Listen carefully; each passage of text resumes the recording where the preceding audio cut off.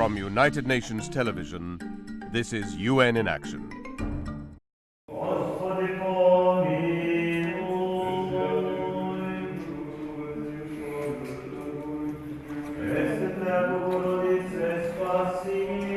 Vevčani, this mountain village in the western region of the former Yugoslav Republic of Macedonia, dates back to the 7th century.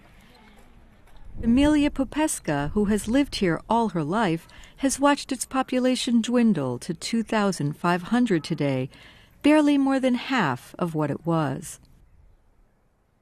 She worries that Vevčani could be the next victim of a trend that has left empty houses and abandoned villages scattered across the land.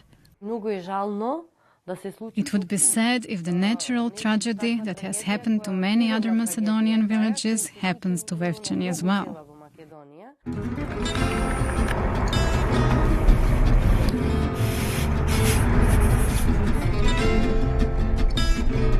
The population in this tiny Balkan nation is shrinking as people leave for opportunities abroad.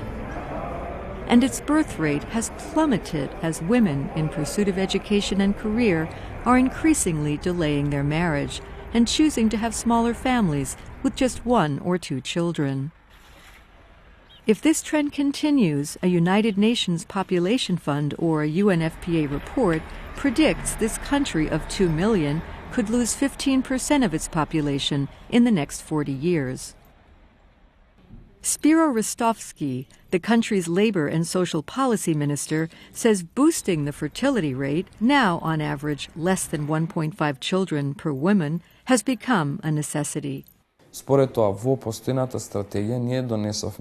As we're developing a society, we cannot afford to lose population. And in 2008, the government started a financial incentive plan, offering to pay women to have a 3rd child, 120 euros a month for 10 years, more than 1/3 of the average monthly income. A year later, the state statistical office registered a 13% increase in the number of families with a 3rd child. But whether or not these births are related to the government incentive policy is still too early to say.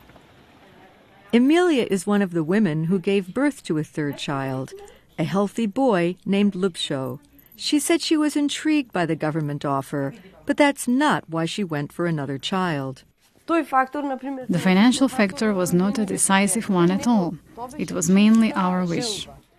After having 2 daughters, she and her husband Vlado wanted to have a boy, following a centuries-old tradition that regards man as the head of the household. We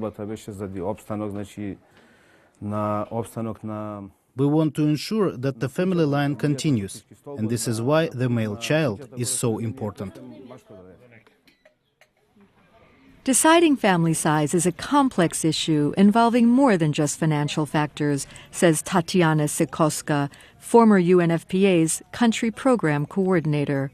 If we look at the story of Emilia, we would see that the persistence of the tradition, the culture, which is more prevalent in rural settlements, is a strong pushing factor for a woman to decide to go for 2, 3, 4 or more children.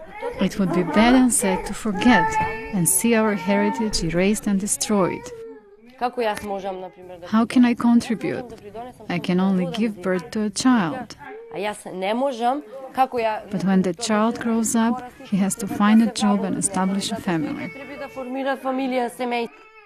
Paying families to have more children is not enough to stop the country's population decline.